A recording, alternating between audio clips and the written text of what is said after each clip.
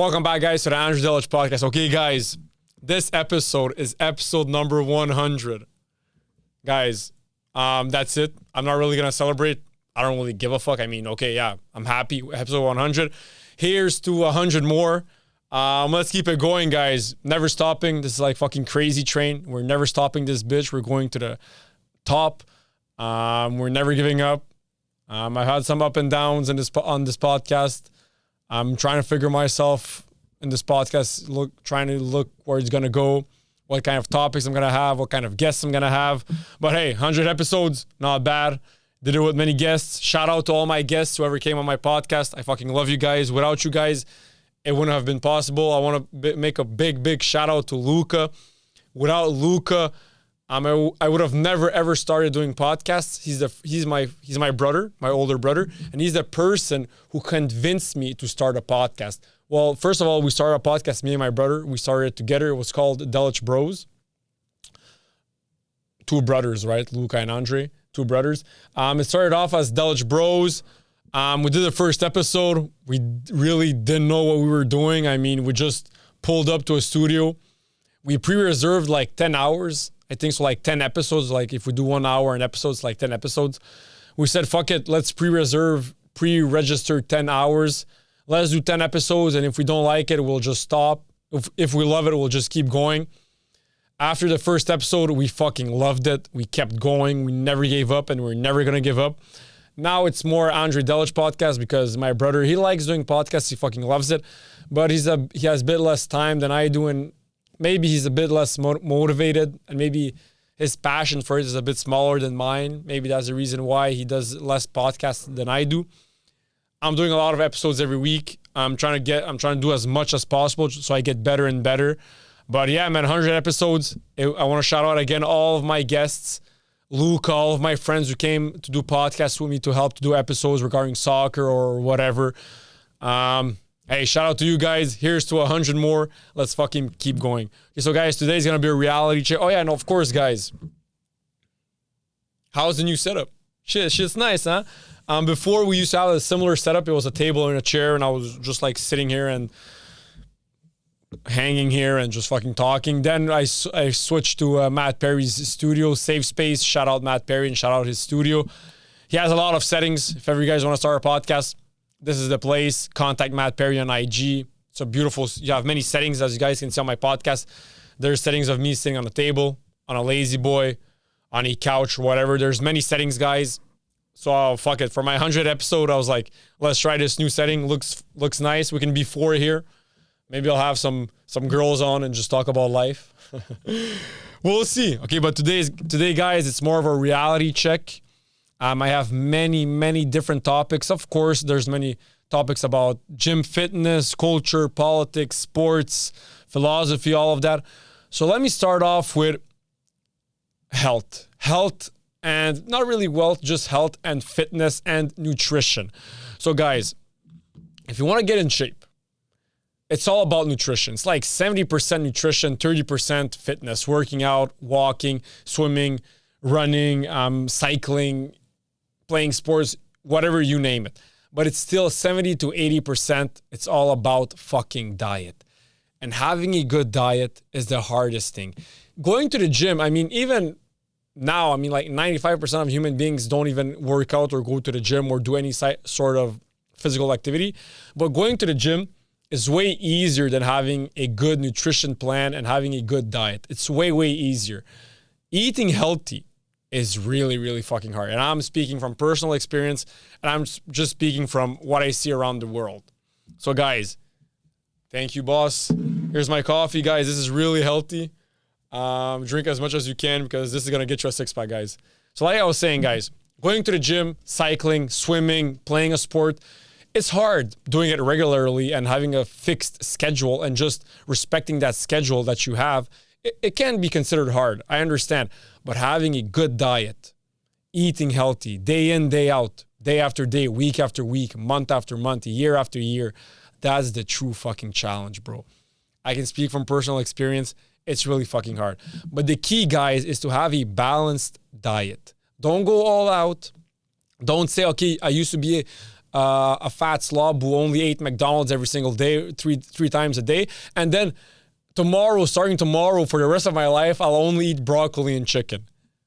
Guys, that's too much. You guys are overdoing it. It's too much. It's not sustainable because it's too much of a big shock for you mentally and physically. It's too much of a big shock. So it's not going to work. First of all, go step by step, right? Go step by step. So if you are a guy who used to eat 5,000 calories a day and most of your calories came from junk food and donuts and cookies and muffins and refined sugar or whatever, maybe start off, give yourself a goal of, you know what, starting next week, instead of eating McDonald's every single day, I'll eat McDonald's once every 2 days or once every 3 days. And then you did that for 1 or 2 weeks. You're like, okay, now I feel better. Now let me try eating McDonald's once every 4 or 5 days. And then you do a couple of weeks like that. Okay, now let me try implementing McDonald's once a week. Now I'm using McDonald's just as a fucking stupid example. It can be pizza, it can be donuts, it can be whatever. But slowly and gradually build the diet plan that you want to have. Don't go cold turkey. Now, of course, cold turkey can work from time to time. It can. Many people gave up cigarettes cold turkey and it worked for them. Many people stopped eating all of junk foods, none of junk foods, no more pizza, no more nothing, and now they just eat healthy. Some of them did go cold turkey, but for 99.9999% of human beings, the best way to do it is step by step and then gradually improving and just gradually eating healthier or doing more exercise. So that's step number 1. Step number 2, when it comes to nutrition, so of course, gradually, and then now you want to implement working out or some sort of exercise that makes you burn calories and something that can be considered really good for your muscles. Because at the end of the day, workouts where you work out your muscles, that's when you burn the most calories. You burn way more calories when you lift weights and when you do muscle resistance workouts like push-ups, pull-ups, or just weights in general, bench press, you name it, whatever. You burn way more calories when you lift weights and do calisthenics than when you go run, than when you go do cycling or whatever. Maybe swimming. I think swimming is the best sort of way to burn calories. I think that's the best exercise that exists is swimming. But now, if you were a guy who never worked out before, you never went to the gym, and you used to eat a lot of junk food, gradually get to being a fitness addict or a gym rat or whatever. Don't do it overnight. It cannot happen. There's no such thing as overnight success. It doesn't happen. Same goes for in the fitness world. There's no such thing as overnight success in the fitness world. So gradually say, you know what, today I'll do 50 push-ups in the morning, 50 push-ups at night. Then when you get comfortable doing that, then I'll do 200 push-ups today, 100 at night, 100 in the morning. And then gradually, after a couple of years, you'll be a full gym goer. You'll be in fucking shape. You'll have an amazing body. You'll be in really good shape. You'll feel good. You'll look good. You'll feel healthy. And everything will just be good for you. That's what I mean by going gradually. No matter in what discipline, if it's nutrition, having a better diet, and also, like I said, have a balanced diet. So, of course, eating healthy is really important. Getting your macronutrients from protein, from complex carbs, and from healthy fats, that's really, really, really important. But at the end of the day, you need to gradually come to that result, and you need to have a balanced diet. So, of course, I myself, I like 70 to 60% of my diet is really, really good. And there's like a 20 or 30% where I'll have a cookie here, I'll have a couple of cookies there, and I'll just have fun eating whatever. So of course there's that. But still I keep a very good balanced diet. Now I don't want to talk only about myself, but I'm going to use myself as an example. I have a really good diet and I spend a lot of calories. I go to the gym 6 times a week and I walk 10,000 steps every single day, 7 days out of 7 days. Every single day I walk 10,000 steps minimum. And I go to the gym 6 times a week. But I've been working out I'm 25, for the past 6-7 years, I've been going to the gym and just going regularly 6 times a week, every single week. But before me going to the gym 6 times a week, I was a soccer player and I used to play a lot of soccer. So I was an athlete. So being in shape and always being active was a part of my life and was a part of my identity ever since I was 5 years old. So of course, that's really fucking important. And I never really had to gradually improve because I just switched from playing soccer to going to the gym. And it just naturally was something that naturally fitted well with me. But guys, if you want to get in shape and you never were in shape, do it gradually. Never give up. Consistency over intensity. Please remember this, guys. It's always about consistency over intensity. Always, always, always, always. You want to look for a long term. If you're 30 years old now and you've never been in shape, your goal is not to be in shape at 33 and that's it. And then you become fat again at 35. Your goal is to become in shape at 32, 33, and then stay in shape for the rest of your life. That's what your goal should be. That's what your goal should be. If I'm being honest, that's what your goal should be. So look for what diet fits best with you, what sort of exercise fits best with you and for you, and just keep at it for the long term, because you want to be going to the gym for the rest of your life and you want to have a healthy lifestyle for the rest of your life. That's the goal. It's longevity. It's longevity. That's the fucking goal. Like I said, it's consistency over intensity. Always, always, always. Okay, guys, next topic. So this is why I personally don't believe in conspiracy theories. First of all, everything that's supposed to get known will get known eventually. After a certain period of time, everything will get known. Everything gets known after a certain period of time. So when someone says the moon landing is fake, the moon landing fucking happened in 1969.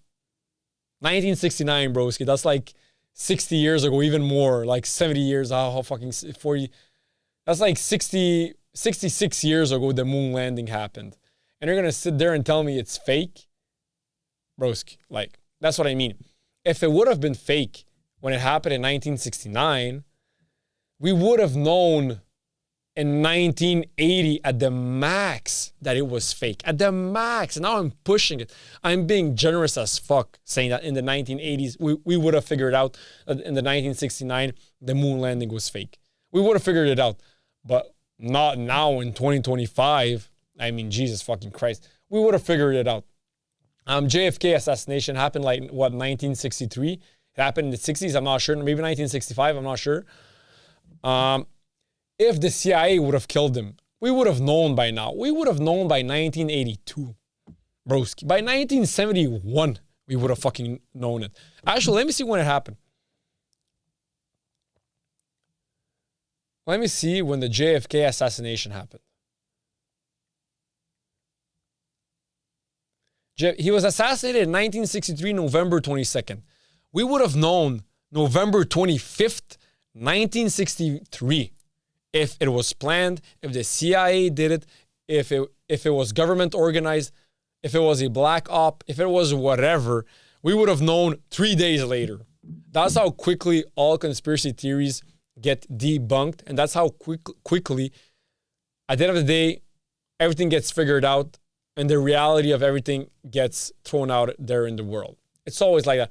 Now, some people can say, oh, what about Jeffrey Epstein? It took many decades before he got locked up. Yeah, it took many decades before he got locked up. But what he was doing, everyone knew that he was doing it. It just took time for that to get exposed to the global public, to the general public of America and just the world in general. It took time.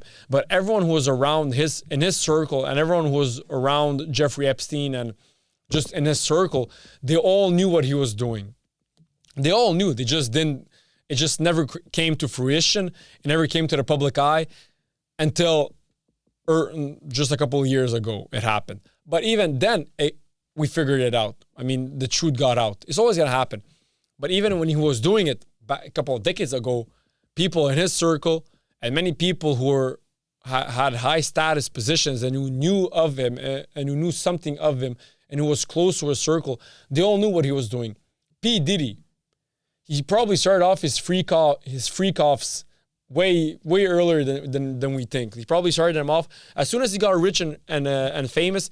I'm pretty sure that's when he started doing freak offs, because he had the power and the status and he had the availability and the possibility to do what he did, those fucking crazy ass, whack ass freak offs. But everyone in the music industry who was high and who knew him and who was in his circle, they all knew what he was doing. It just never came to fruition. It never came to the public eye. It never came to the global stage. It never came to the light. It was never uncovered. But everyone who was in his circle or close to his circle or close to him, they all knew what he was doing. They all knew about freak offs. What's the name of the other guy? Fucking R. Kelly. Bro, everyone who was around in his circle, they all knew what he was doing. They all knew. Like, he couldn't hide it. I mean, that's just a fact. That's why when it comes to conspiracy theories, that's why I'm not a big believer, especially if it's a conspiracy theory that happened 40 to 50 years ago. I mean, broski. You know what I mean? Like, if it's something that happened last year, then I'm like, okay, let's give it a couple of more months. And then if nothing comes to light or to fruition, put that shit to the garbage. You know what I mean? So like the moon landing, come on, 9/11. That was fucking 24 years ago, 9/11. Like, broski, we would have known by now if it was government organized, if it was done by the CIA, if it was done by George Bush or whoever. We would have known by now, or if it was done by I think at the time it was the Republican Party, right? It was George Bush. If it was done by the Republican Party or by CIA or by the FBI or by fucking Russia or whoever. But that never came to fruition because we know that the person who did it was Osama bin Laden. Was it Al-Qaeda? It was Osama bin Laden and his gang and his terrorists. They're the ones who fucking committed 9/11 because it happened 24 years ago. And that's why I'm not a big believer in conspiracy theories. But recently, with the death of Charlie Kirk, rest in peace, a big American hero, Charlie Kirk, Candace Owens believes we're being lied to about Charlie Kirk's death. She thinks there are some powerful people behind the assassination of Charlie and says the truth, I'm quoting her, the truth will be revealed. Many people believe there's more to the story. What are your thoughts? In my opinion, I think that, guys, let's not forget, Candace Owens, she's a podcaster at the end of the day. She's not controlled by the government. She's her own entity and she works for herself and for her podcast and for her show. At the end of the day, for her, of course, she does it out of passion. Just like I do my podcast out of passion and out of love, of course. But at the end of the day, she also looks at what will give me more likes, what will give me more views, and which in result that generates more money, more fame, more status, and more notoriety for her podcast and for herself. So of course, sometimes she's gonna say something that she knows isn't true, but she knows that by her saying that, she'll get more likes, more views, and people will be more tuned in with her show, with her podcast. Now, Candace Owens is a really, really smart woman. She's really, really smart. I don't agree with everything she says. I mean, she's really conservative. She's really right-leaning. I'm more like in the middle. I consider myself more in the middle. But she is, you cannot take that fact away from her. She's really, really smart, really, really educated, and very, very knowledgeable. And she's really, really competent as a woman. She is, Candace Owens. Let's not lie. But I personally think that even she knows that there's no conspiracy theory to Charlie Kirk's death. I think that even she knows it. I mean, she's smart enough, but she's also smart enough to know that by her saying that, it's going to get her more likes. It's more controversial to say that someone planned and there's actually people in the government or people in a fucked up sect and people in the fucking, what's the name of the people who live like in the like the pyramid with the eye, the Illuminati. There's people part of the Illuminati who tried to had Charlie Kirk assassinated. She knows that by saying that, by implementing a conspiracy theory into Charlie Kirk's assassination, that it will get her more likes, more views, more traction on her social media page. Because at the end of the day, Candace Owens isn't a government official. She's a podcaster. And a podcaster In other words, can be an influencer. In other words, can be an entertainer. And in other words, everyone who creates content, no matter if it's podcasts, vlogs, streaming, traveling, fitness, you name it, at the end of the day, yes, you have a passion for it. You have a big, big passion for it. That's what makes you keep going even when you don't have results. But at the end of the day, you're looking to get likes, to get views, to get comments, to get traction, to get known, to just blow up your page on Instagram or on YouTube or on Spotify or whatever, just to blow up her podcast. And at the end of the day, Candace Owens is a podcaster. She's not a government official. She's not the president of the United States. She's not a mayor. She's not a politician. She's a podcaster, which is also a content creator, and which can also be an entertainer. That's what Candace Owens is. In my opinion, the assassination, rest in peace, like I said, Charlie Kirk, is really, really sad that happened. But it's not orchestrated by people in the government. It's not orchestrated by the CIA. It's not orchestrated by people, by powerful people, like she said. It's not. In my opinion, it's just a fucked up guy who took a fucking, was it a sniper? I'm not sure what kind of gun he took, and who killed Charlie Kirk. It's just a sad event. It's a very sad event that happened. And it's just something really sad that happened. But it's not a conspiracy theory. But of course, she will play it out like it is, so she gets more likes, more views. Okay, now it's more about philosophy and personal development. Okay, so weak people will abuse the kindness of kind people. Only weak people do that. When someone isn't weak, a strong person will see a very kind person, and that strong person will respect that kind person even more and will not abuse of his or her kindness. Now remember, I said his or her because there's only two pronouns. But let's not get into that. Back to the main argument. A strong person will respect a kind person's kindness and will respect that person and will treat that person with more respect than someone who isn't as kind as that person. That's what strong people do. Weak people see kind people and see their kindness as weakness. Only weak people see that as weakness and see those people as weak. And that's why they will tell themselves, oh my God, this person is so dumb and so naive. Let me abuse that person. Let me abuse of his kindness and of his niceness. At the end of the day, only weak people do that.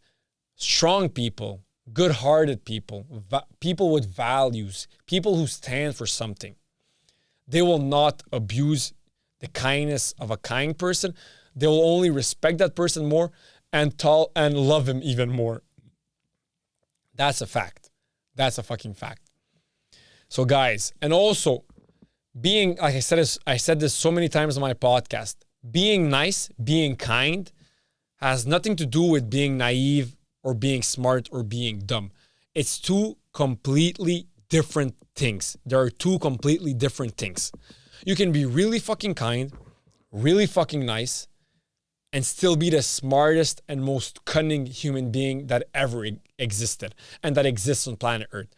Those two go together. Jordan B. Peterson, shout out Jordan B. Peterson, the fucking Canadian GOAT and probably one of the smartest individuals right now on planet Earth, currently on planet Earth. No debate right there, right? He is really, really fucking smart. Like, believe me, he's extremely smart, Jordan Peterson. And he is extremely cunning. If he wanted to, he could rob a lot of people just with his mind because he's so fucking smart and cunning. But he doesn't do it because he's really nice and he's really good-hearted and he's a really kind person.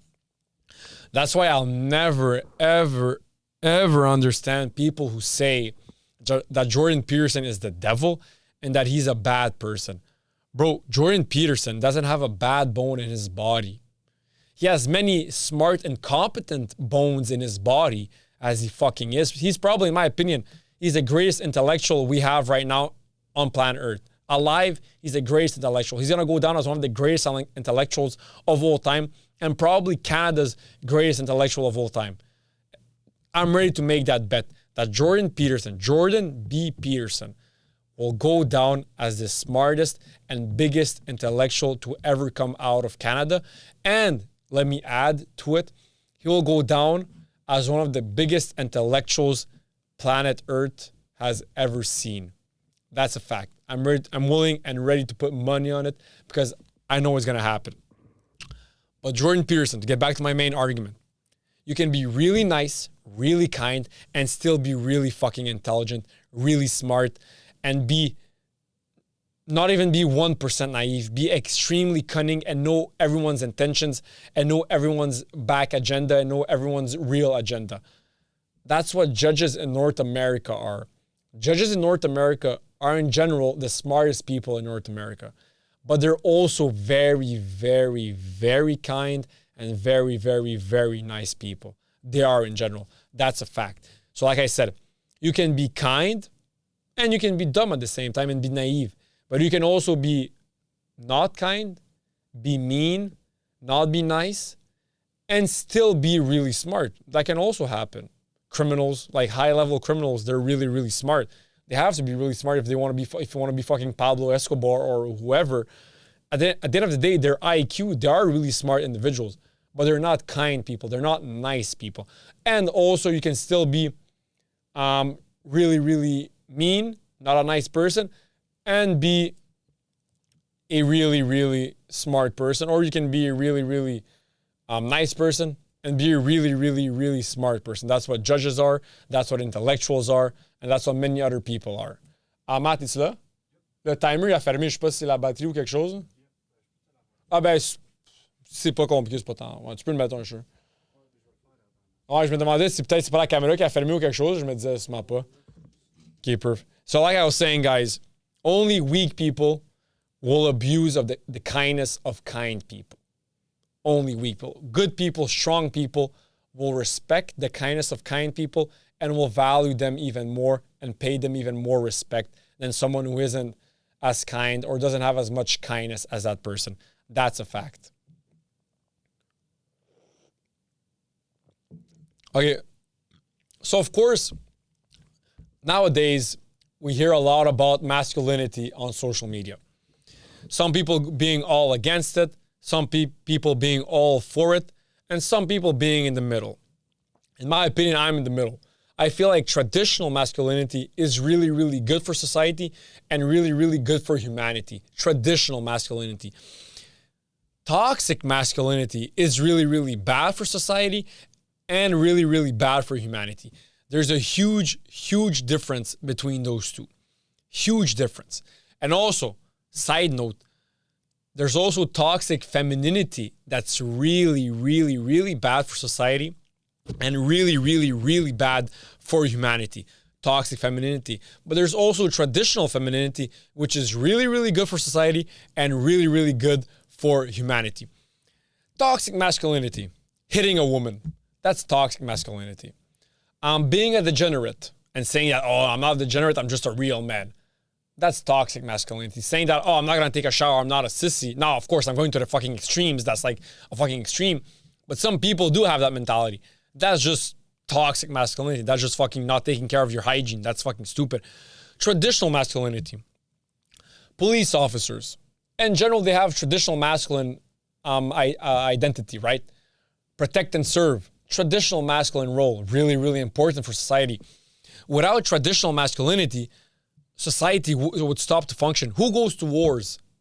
Traditional men. Real men go to war. It takes, like, I'm going to be honest, like, to go to war, it takes a lot of courage, man. It takes a lot of courage. And I want to salute all of the soldiers who go to war to protect our country and to protect our freedom. But, so like I said, there's a huge, huge difference between traditional masculinity, which has many good factors and is really, really good for society and humanity and just family members, your daughters, your sons, your wives, whatever, your friends. And there's also toxic masculinity, which is really, really bad for society. So there's both sides. At the end of the day, you need traditional masculinity and you need traditional femininity to have the best out of each and every person and out of society, to have the best and best functioning society. At the top of my head, what would be considered as traditional masculinity? Being in shape. that's not toxic masculinity. I heard many feminists and many left wokeists saying that going to the gym and wanting to be in shape and wanting to be strong and fast and big, tall, strong, whatever, is toxic masculinity. That's traditional masculinity. That's really, really good. Knowing how to fight as a man, traditional masculinity. That's really, really good. Knowing how to deal with pain, frustration, anger, jealousy, envy, laziness, boredom, whatever, and knowing how to deal with all of those negative aspects of life and to strive to be a better man, traditional masculinity. That's really, really good. Not complaining and doing what needs to get done as a man. Traditional masculinity. That's really fucking important. Traditional masculinity. That's really fucking important for society and for humanity. Protecting your wife. Traditional masculinity. Protecting someone who's weaker than you. Traditional masculinity. Going to war and serving your country, serving your family, protecting the freedom of your friends, your family members, your wives, your daughters, whatever. Traditional masculinity. Without man, who would have went to wars? Man won wars, man go to wars. That's really fucking important. That's traditional masculinity. And there's also toxic masculinity. Bullying a person who's weaker than you. Toxic masculinity. You're not a top G. You're not a man if you bully a guy who's smaller than you, who's not as big as you, who's less than you. There's nothing masculine about that. You're just a pussy, bro. If you're a real classical bully, you're a pussy, bro. I mean, that's toxic masculinity. Hitting your kids, toxic masculinity. I mean, yeah, I would never hit my kids. I don't know, but hitting your wife, toxic masculinity. There's nothing manly about hitting a woman. There's nothing manly. It's toxic masculinity. There's nothing traditional masculine about that. Being strong, being smart, being educated, going through breakups, going through sadness, keep living life, fighting, never giving up, traditional masculinity. So there's a lot of things that's good for society and for humanity that is considered traditional masculinity. And like I said, there's a huge, huge difference between toxic masculinity and traditional masculinity. So this is a quote from Charlie Kirk. And he said, when people stop talking, that's when you get violence. That's when civil war happens because you start to think the other side is so evil that they lose their humanity. That's so fucking true. At the end of the day, having dialogues in a democratic country is the most important thing. That's when you don't start civil wars. Communication is key. In every democracy, in every free country, communication, dialogue, argumentation, debates, talking freely, liberty of expression, that's the key to a safe and a peaceful nation, not in war. So like I said, when people stop talking, that's when you get violence. That's when civil wars happen. Because you start thinking the other side is so evil that you lose their humanity. Even if you disagree 100% with someone, if you actually take the time to sit down with him and you express your arguments, he expresses his point of view, at the end of the day, you guys will realize that you have way more in common than what you thought, and that you guys are connected because all human beings are connected, like it or not. We're all connected. We're all one. That's what makes life so beautiful, and that's who we as humans are. We're all connected. We're all brothers and sisters under God. We all are.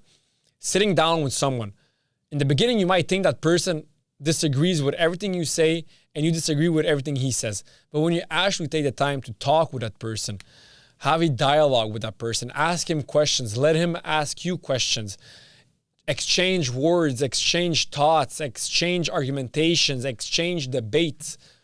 At the end of the day, you'll realize that we are all much more closer than we think we are, and we're all way more connected than we actually think we are. At the end of the day, all human beings, we all want the same things at the end of the day. We're all the same in general. Of course, every human being is different. We're all unique. We all have our own goals and our own way of living life, or our own philosophy and whatever. But at the end of the day, we're all humans, and we're all the fucking same, man. We're all the fucking same. Like, let's not lie. Guys, we all want to get rich, we all want to be famous, and we all want to have as many women as possible. Like, side note. At the end of the day, we're all the same. But when you stop having discussions with other people who don't agree with you. And also nowadays with social media nowadays makes it feel like we're way more divided than what we actually are. If you spend your entire day and your entire weeks and months just scrolling social media, and then now your algorithm is all about politics and you're more right-leaning, but it shows you more left-leaning videos to get you all riled up. If you spend your entire days and weeks just scrolling, if you spend your entire life just scrolling through TikTok and living your life on social media, of course, you're going to think that the world is way, way more divided than what it actually is. Of course, because you're not actually living life. But if you actually go out in the real world, have real human interactions with real people, not behind screens, but with real people in real lifetime, you'll realize that, oh, we're actually not that separated. We're actually not that disconnected as social media made me think it was. Now, of course, I'm not going to bash social media. At the end of the day, I said it so many times. There's way more pros and cons to social media, of course. But one of the cons is that social media with the algorithm and with everything, and also with the culture of clip farming. Side note, a clip, if you clip a certain, let's say a podcast of 1 hour, if you clip a certain 1 minute, and if you cut that clip 2 seconds before or 2 seconds after or whatever, those 2 seconds can change the clip completely. Just those 2 seconds. Believe me, now I'm speaking from experience. When I do my podcast clips, when I edit clips, I'm like, yo, bro, if I just take out 2 seconds, the video is going to look completely different than what it actually is, just by taking out 2 seconds. And so actually, that's why sometimes it's important to actually go and see the full episode, because you're going to get the full context. And you're going to say, oh, that's just part of culture clip farming, which clips, everything can be taken out of context with clips, everything. Because clips, like or not, who has the patience and the time to now see a clip that he completely disagrees with, and then for him to, first step for him to say, okay, maybe I'm not seeing this correctly, maybe it's clipped in a certain way. Now let me go see the full episode. Who the fuck's gonna do that? This is what 99.99999% of human beings do. They see a clip that they don't like. Someone says something about something they don't agree with. What the fuck? This guy's a fucking asshole. He's a fucking asshole. He doesn't know what he's talking about. He's fucking stupid. He's a fucking bigot. Next clip. But you kept that image of that person, of the clip you watched before, in your mind. But that clip can be totally false and totally misrepresented of what he actually meant to say or of what he actually represents. Because in that clip, you only saw 40 seconds, but if you would have saw 45 seconds, you would have had a completely different opinion of that person and a completely different image of that person.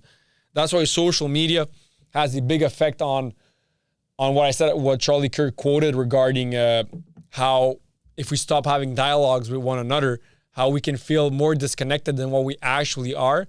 And that at the end of the day, we're all human beings, man. We have way more in common than we think we do, like way more. Believe me, guys. Only speaking from experience, I'm a big extrovert guy. I'm very extroverted and I talk to everyone. Many people have different opinions to mine. My family members have different opinions to me. My friends, my close friends that I really fucking love. I love with all my heart. And my family members, they have different opinions to mine regarding politics, religion, sports, women, soccer, whatever. But at the end of the day, they're my brothers. They're my family members. They're my best friends, whatever. I fucking love them, and I'll always love them for my brother especially. Like, let's say my brother Luca. We see life. I mean, we agree on a lot of things, but there's also some things that we disagree on. Now that I'm 25 and he's 28, I feel like we agree on way more things and disagree on not a lot of things, but we still bump heads on some topics and some whatever. But at the end of the day, I fucking love Luca. He's my best friend. I fucking love him. He's my brother. He's my older brother. I fucking grew up with him. Ever since we were young, we've always been best friends, and we're always going to be best friends. So, but the main point is, if you don't actually go out in the real world, have real dialogues with real people in real time in the real life, of course you'll feel way more disconnected and you'll feel like there's way bigger extremes than what there actually is. And you'll feel like the world is at war, that there's a civil war going on, that there's a civil war coming soon to Canada or America or wherever, of course you're gonna think that. But like I said, if you go out in the real world and have real dialogues with real people, you're gonna realize that that's not the case. Next topic, Phil Robertson from Duck Dynasty. He said he equated homosexuality to bestiality. That's fucking crazy. I know he's like more redneck. Phil Robertson from Duck Dynasty. But homosexuality is normal. I have nothing against homosexuals. Nothing. I mean, it's their option. It's their life. They can do whatever they want to do. They can have sex with whoever they want to have sex with. I don't care. But for people who are homophobes and who do compare homosexuality to bestiality, that's fucking crazy, bro. Homosexuals, bisexuals have existed ever since humanity has existed. In the ancient Greek times, all like Alexander the Great, a fucking conqueror, a top G, quote unquote, he was a bisexual. Like, it's a known fact that Alexander the Great, which is one of the biggest historical figures of all time, he was a bisexual. It's a known fact. During the Roman Empire, when they were at their peak, everyone who was a nobleman, who was an emperor, or just of the higher status people in the Roman Empire, most of them were bisexual. It was seen as something that only noble people could do, and that's something that only the rich and the famous deserved and had the ability to do, to be bisexual. Now, probably, of course, not all of them were. I mean, me personally, broski, I could never do it. You know what I mean? I'm straight as an arrow. I could never do it. But for people who do it, who are bisexual, it's because deep down inside of them, they feel like this urge and they feel like these needs to do it. So I cannot understand it. I guess I can understand. I cannot associate myself. I can understand to a certain extent. But I mean, hey, just to get back to the main argument, homosexuality and bisexuality has existed ever since humanity has existed. Ever since humans exist, homosexuality exists and bisexuality exists. Ever since humans exist. So that's why I'll never understand people who are homophobic. Maybe some of them are hiding. I don't know, man. Like, I never really got that deep into it. Maybe some people were just raised in an environment where being homosexual or being bisexual was fucking like the devil's work, and it was the worst thing you could be, and you have the devil inside of you. I don't know.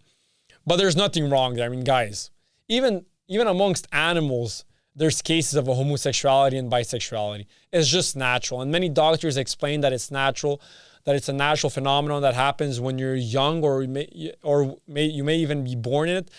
Some doctors, actually, I read about this on a news article, in the scientific article, say that every single human being is born with bisexuality. We're all born bisexual. Now, with life experience, with life trauma, whatever, that's what makes us lean more to one side than the other. Now, of course, 99% of people are straight. 99% of people are heterosexual. I mean, I'm pretty sure it's like 99%. It's like a huge, huge difference. Some people believe that it's like 50-50, like broski. There's way more heterosexual people than bisexual or homosexual or whatever. But there's many doctors, and hey, I'm not a scientist. I'm not a doctor. I never really studied into it.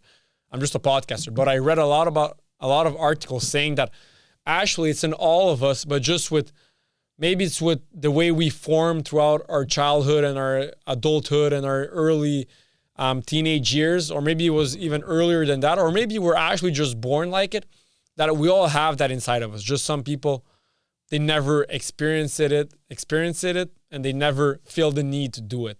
I never felt the need or felt the urge to do bisexual acts or to do homosexual acts.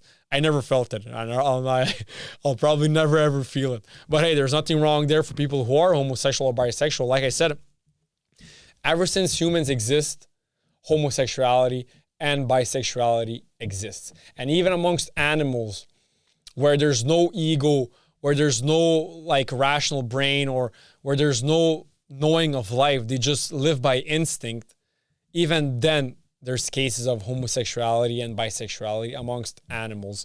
So it's a normal thing. I'll never understand people who are homophobic or bisexual phobic. I don't know if that's a word. Hey, And then he went on to say that, he also added on and he said that black people were happy before the civil rights movement. That's that's a crazy take, Phil Robertson. I ain't gonna lie, that's a crazy take. No, of course, maybe they were happy. I mean, you can be happy even with bad circumstances in your life, but it doesn't change the fact that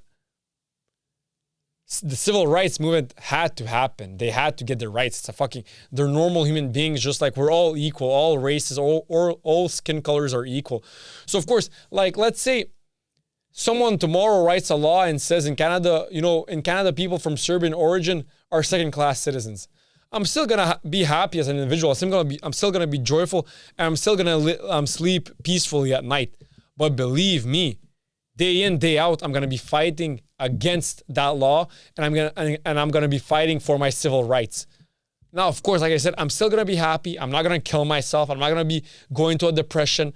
I'm not gonna start doing drugs and drinking alcohol so I can numb the pain or whatever. I'm not gonna have pain.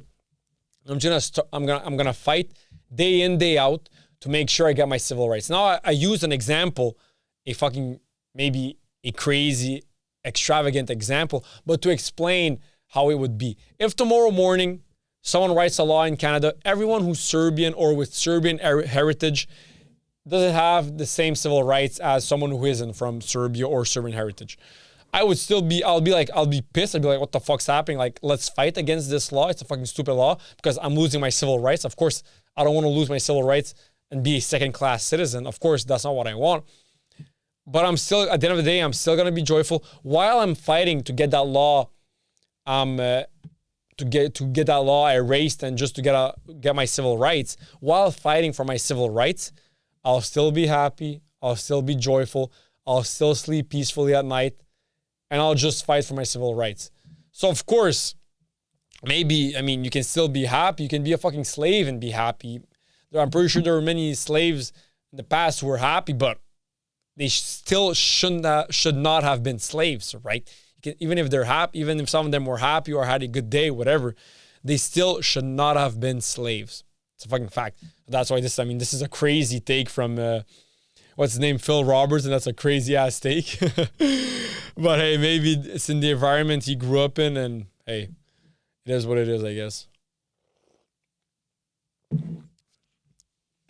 Okay, so Daniel Bernard, a French diplomat, and he said, I'm quoting him, all of the current troubles in the world are because of that shitty little country, Israel.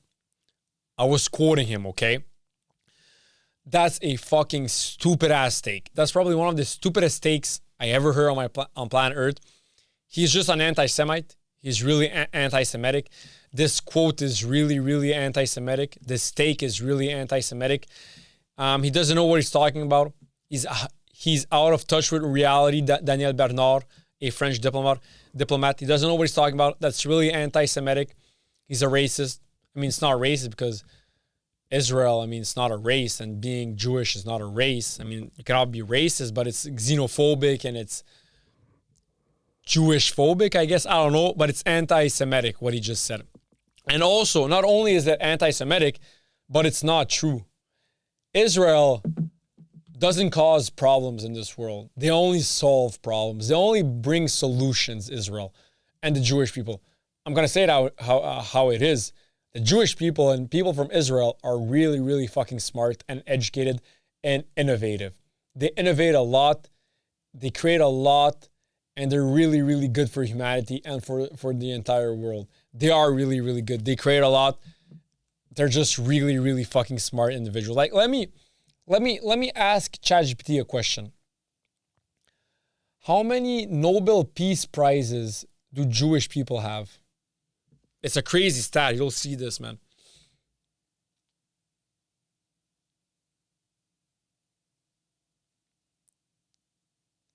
How many Nobel Prizes has Jewish people won?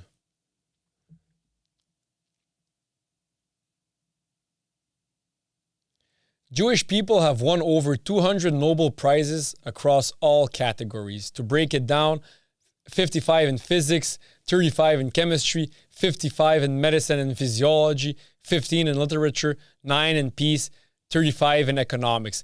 That's about, this is a fact, that's about 22% of all Nobel Prizes ever awarded, despite Jewish people being less than 0.2% of the world's population. Broski. Now I'm speaking for all my anti-Semites out there. You guys are only anti-Semitic because you guys are jealous of the Jewish people and of how smart and innovative they are. Let me restate this fact. Jewish people have won over 200 Nobel Prizes across all categories. To break it down, approximate numbers since new prizes add occasionally.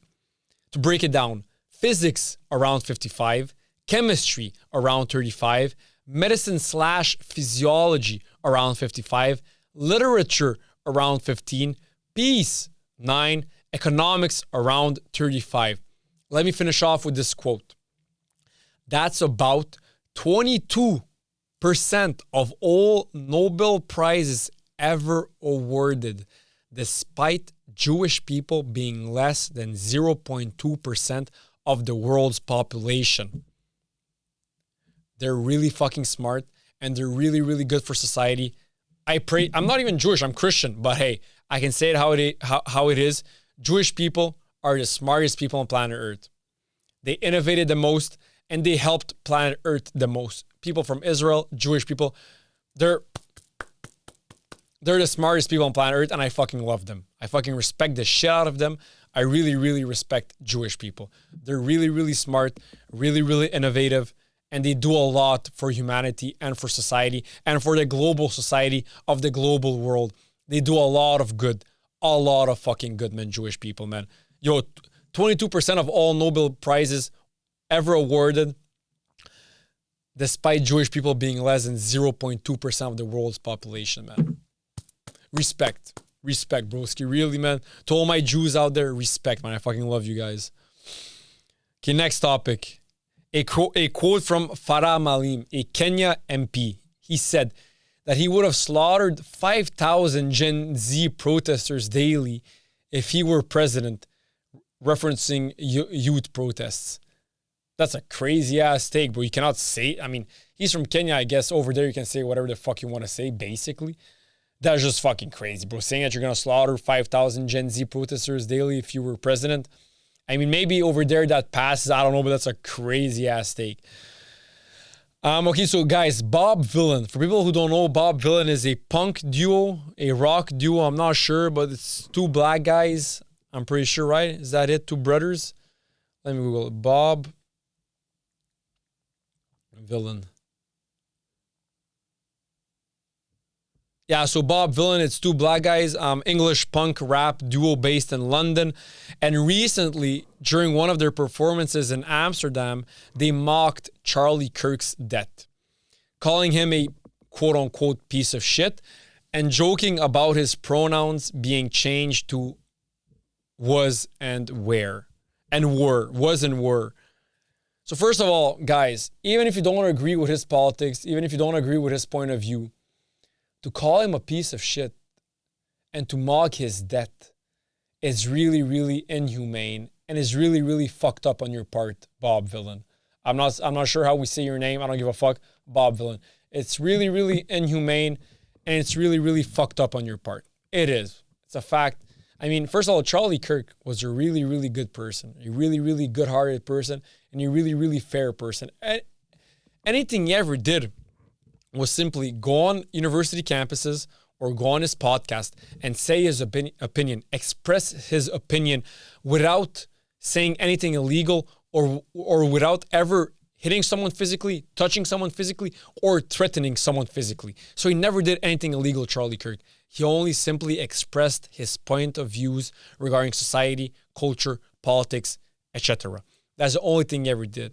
If you don't agree with his takes, with his politics, or with his podcast, or with his takes, whatever, simply don't follow him on social media. At the end of the day, just like Candace Owens, Charlie Kirk, rest in peace, American hero, at the end of the day, he was a podcaster. He was a social media influencer. He was a podcaster, to say, just like Candace Owens. At the end of the day, he puts content out on social media. If you don't like what he says, if you don't agree with what he says, simply don't follow him or simply block him, unfollow him. I don't know.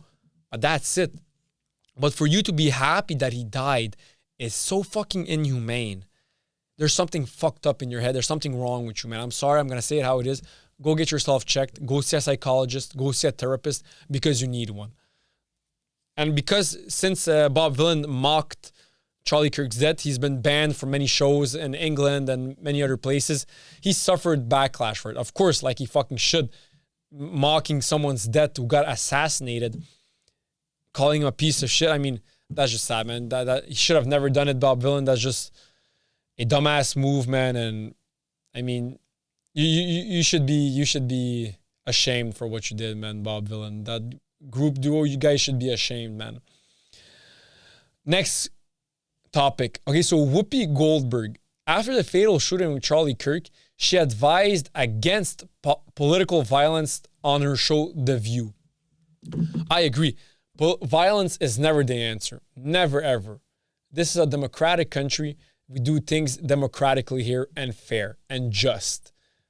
It's all about expression, the liberty of expression. If you don't agree with his point of view, with his take, the democratic thing to do is challenge him on a debate or comment on his take, just like I'm doing right now with a podcast. I'm expressing myself. I created my own podcast. I did it all by myself, my podcast. No one gave it to me. I just said, hey, I want to have a podcast, and I have one. And I express myself, and nothing happens to me. So you also can do it. If you don't agree with someone else, start your own podcast, start your own show, and comment on his takes. You do your own takes, talk about it. That's it. But political violence is never, ever the key, and it's never, ever the answer. So I agree with Whoopi Goldberg here. She also then later on went to say that assassinations don't silence messages. That's true. Just because someone assassinated Charlie Kirk, his message won't be stopped. It won't change shit. He just took away a father's life. He just took a father away from his children and a husband away from his wife. That's the only thing you did. You didn't do anything heroic. You're a piece of shit, and you didn't do anything good. Like, you didn't change the world. You're not an activist. You're just a mentally unstable piece of shit. Now I'm talking to the person who assassinated Charlie Kirk. You're a mentally unstable piece of shit. That's all you are. That's all you'll ever be. Don't consider yourself a hero. Don't consider yourself an activist or whatever. Let me repeat it. You're just a piece of shit who's mentally unstable. That's all you are, and that's all you'll ever be. So like I said, just because that piece of shit killed Charlie Kirk, that won't stop his message. It'll maybe even emphasize and make his message even bigger than what it actually was. Because many, like it or not, many people followed Charlie Kirk and many people loved Charlie Kirk. Just like myself, I fucking loved him, and I fucking still love him right now because I know his spirit and his soul is still alive with us today. I fucking loved him. Assassinations don't silence messages or stop movements. She emphasized democratic action even with ideological differences. Like I said, if you don't agree with what someone said in a democratic country like Canada and America, if you don't agree with what he said, have a debate with him, have a dialogue, prove him wrong. Maybe he'll prove you wrong. Have a dialogue, have a debate with him. That's how it's done in democratic countries. We don't fight. We don't have violence. We don't kill one another. We don't stab one another. We don't shoot one another. We have debates. We exchange dialogue. We exchange words, and that's it. Nicola Coughlan recently criticized J.K. Rowling over Rowling's support for a Supreme Court ruling in the UK that excludes trans women from being legally recognized as women. Let me stop right there. I stand with J.K. Rowling on this. I mean, what the UK government, the Supreme Court, what they ruled in the UK, saying that the trans women aren't real women, I mean, Jesus Christ, that's just a natural and logical fact. They aren't real women. Maybe if they want to feel like that they're women, hey, that's your life. If I want to feel like a fucking watermelon, I mean, I can feel like a watermelon. But at the end of the day, society will not treat me like a fucking watermelon. Same goes for that person. Trans women aren't real women. They aren't. I'm sorry. I hate to say it. And like I said, I have nothing against trans people. If you live your life, if you want to do with your body, whatever you want to do, it's your body, it's your life, it's your choices. Do whatever you want. Live the life you want to live, as long as you're not infringing on other people's safety and on their rights. As long as you're living like a law-abiding citizen, do whatever the fuck you want to do with your life. Like, I give a shit. I don't give a fuck. Do whatever the fuck you want to do with your life. I don't give a fuck. But at the end of the day, we're going to say it how it is. We're going to be real. It's a reality check. Let's keep it real.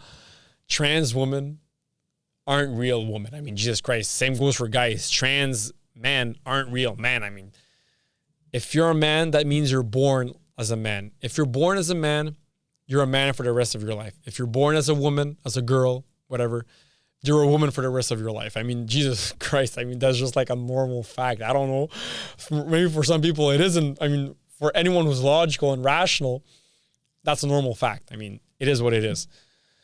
So for this one, I stand with J.K. Rowling, and I stand with the UK government saying that trans women aren't real women. I mean, it is what it is. Next quote is from Candace Owens, and she said, "America is not a racist country. The people that continue to tell us that have a vested interest in racism." Let me stop right there. Okay, so America is not a racist country. On paper, it isn't, right? On paper, there's nothing a white person can do that a black person or a brown person or a colored person cannot do. That's a fact. On paper, by law, there's nothing a white person can do that a colored person cannot do. That's a fact. But if we're being honest, there is, like or not, some extent, some degree of racism in America. Now, like I said, in my opinion, the Western world, and I said this so many times in my podcast, the Western world is the least racist place on planet Earth. The Western world is by far the least racist place on planet Earth. The Western world, Canada, America, and Western Europe, with Australia. Australia is part of the Western world. That place, the Western world, is the least racist place on planet Earth, and that's a fucking fact. Every other place on planet Earth is more racist than the Western world. That's a fact. South America is more racist than the Western world. Eastern Europe is more racist than the Western world. Africa is more racist than the Western world. All of Asia is more racist than the Western world. All the islands that aren't part of the Western world are more racist than the Western world. The Western world is by far the least racist place on planet Earth. So on this take, I mean, I agree like 80% with Candace Owens, because if I take it at face value, of course, America is not a racist country. On paper, like I said, there isn't a single thing that a white person can do that a colored person cannot do. But yes, there is more racism towards colored people than towards white people in the Western world. I mean, that's a fact, like, right? It's a fact. She then later on went on to say, "Stop selling us our own oppression. Stop taking away our self-confidence by telling us that we can't do something because of racism, because of slavery. I have never been a slave in this country." So I agree. At the end of the day, it's all about individual achievement. If you're black, if you're brown, if you're white, if you're yellow, if you're orange, if you're green, if you're whatever, at the end of the day, it's all about who are you as a human being individually. Are you competent? Do you work hard? Do you chase your dreams? Are you relentless? Are you fearless? If you are in a system like America, in a system like Canada, in a system like the Western world, you can be whoever the fuck you want to be. You can be the richest person. You can be the most famous person. You can be the fucking president, just like Barack Obama was. You can be whoever you want to be if you put your mind into it. No matter who you are in the Western world, no matter what your ethnicity is, your social background, your political views, your religion, your whatever, at the end of the day, it's a free place. It's all democratic. We're all equal. All human beings in the Western world are equal, so we can all achieve the same outcome. We can all have the same results and have the same outcome. So I agree with her on this. And yeah, people who say that, because of slavery, I cannot do this, and who complain that, there was slavery. I mean, slavery did exist back in the 1700s, 1600s, 1500s, 1800s in America. Of course it existed. But nowadays, black people in America aren't slaves. Of course, in general, they have life harder than white people in general. Of course, that's a fact. I spoke about that many times on my podcast. But of course, then you can take individual cases, like I said so many times. LeBron James' son, he's black. I'm white. His life is easier than mine. It's a fact. He has way more opportunity than me, and he has a way bigger advantage in life than I do. And I'm white and he's black. So, of course, it's not only skin color. There's many other aspects that play into a person's chances of having a better outcome than someone else than just skin color. But yeah, I mean, like I said, Candace Owens she's really, really smart, really, really opinionated. I love her podcast. I love her. Not like I said, I don't agree with everything she says. I don't, just my point of view. But I do recognize her competency, her intelligence, and her discipline, man. She's a fucking monster, bro. I fucking respect the shit out of her, man. She's a woman and she has a big, big balls, bro. Candace Owens, man. I respect Candace Owens. Next quote is from, should I finish this episode? Yeah, I'll finish. Kanye West once said, "You hear about slavery for 400 years. And I'm quoting him. For 400 years, that sounds like a choice. Now that's crazy. Now that's crazy. Now I'm not sure if Kanye West says that for entertainment reason or for just looking for clout. I don't know. But saying that black people were slaves out of choice, that's fucking crazy, man. We all know it wasn't out of choice. That's fucking crazy. Maybe even though right now, when I ask myself this question, if I was born a slave, like, wouldn't I try to like free myself or to kill my owners or just to escape? Because I'm like, yo, fuck it. I'm born a fucking slave. What's the point of having this life? Let me at least try to escape. Like, believe me, if someday, I mean, knock on fucking wood, it never happens. If someday I do something illegal and the judge sentences me to life in prison, broski, believe me, I'm trying to escape. I don't give a fuck.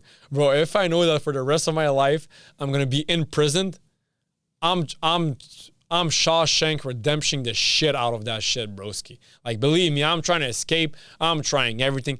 I got nothing to lose. I'm not giving a fuck. That's how I feel like I would be if I was a slave, quote unquote. I'd be like, yo, bro, I'm born a slave. Yo, fuck this fucking life, bro. I mean, I have nothing to lose. Let me try to escape and whatnot. I mean, Jesus fucking Christ. That's what I would have done. But still, to get back to his quote, that's a bit crazy, man. To say that for 400 years, that sounds like a choice. That's a wild take, Kanye West. Kanye West, man, I don't know if he's serious about all his anti-Semitic rants. And I mean, he looks serious because it's not like he said it once or twice. It's like been saying it for weeks and weeks and months and years even. That's why I feel like he is serious. And at the end of the day, I don't know him personally, so I don't know if he's joking around or if he's serious, but I think he is serious. He's also a piece of shit for being an anti-Semitic. He is, man. It's a fact. Okay, so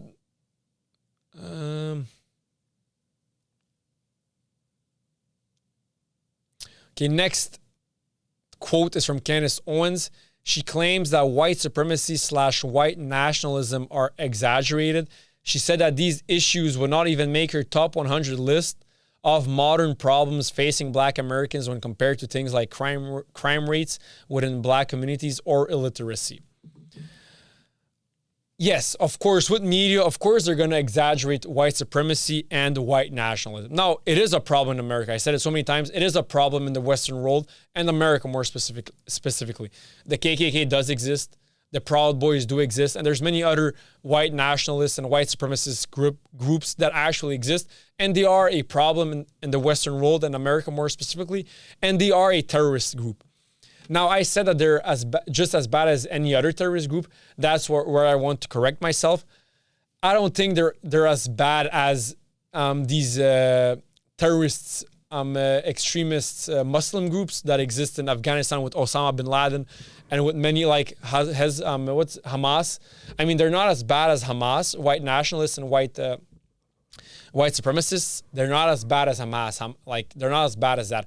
But they still remain a terrorist group and they still remain a really bad group. Maybe I'm wrong again, but from experience, like I said before, I once said on a podcast that they were as bad as any other terrorist group. They're not. Like, I think that they are a terrorist group and they are really fucking bad and it's a real problem in the Western world that we have here, white nationalists and white supremacists, and I condemn them. But I mean, we do, like, the world has bigger problems than them, like way bigger problems and way bigger terrorist groups and way more malevolent terrorist groups than white nationalists in America. That's a fact. But to get back, she also said that it's exaggerated. Maybe it is. I'm not sure. I'm not sure exactly. Maybe I'll do a bit more research on it. And she said that it wouldn't make her top 100 list of modern problems facing Black Americans when compared to things like crime rates within Black communities. Then again, I'm going to have no comments. I don't know enough of the Black community in America. I never lived amongst them. I'm not really sure of all the problems they're facing. Now, of course, from the top of my head and using my logic and from what I see, I have some kind of idea of what are some problems that you do face. Like one big problem, which, I mean, I'm not afraid to say, there's a big problem amongst Black Americans when it comes to kids not having a father figure. A father figure for kids, especially for sons, is really, really fucking important. Especially for boys, man, it's really, really fucking important. And there's more chances of someone not having a father figure growing up, of them doing bad choices in life and just having a negative lifestyle, a bad lifestyle. There's more chances of it, but it's not sure. Okay, guys, I'll end it here. So, guys, that was it for this episode number 100. Reality check number, I'm not sure. I forgot. Like I said, I want to thank Luca for making me start doing podcasts. It's my biggest love now. I want to thank all my guests, whoever came on my podcast. I want to thank all my friends, whoever came on my podcast. I want to thank everyone who follows me on social media, follows my podcast on Instagram, TikTok, Apple Podcasts, Spotify, and YouTube. I just want to thank everyone whoever liked one of my videos. I want to just thank everyone whoever commented on one of my videos, whoever interacted with one of my piece of content or episodes or clips or whatever. Thanks to all my followers. I fucking love you guys. You're the reason I keep going. Actually, no, the reason I keep going is because I have a big passion for it. But you guys give me motivation. When I see a clip doing well, when I get good results, it gives me juice. It gives me energy. And like I said, one last time, thank you, Luca. Luca, brate. Volumte, thank you. I fucking love you, broski. Because without you, Luca, I would have never started doing podcasts, and I would have never reached 100 episodes. So, Luca, thank you. And like, again, I want to thank all my guests, whoever came on my podcast, all my friends. And here's to another 100 episodes.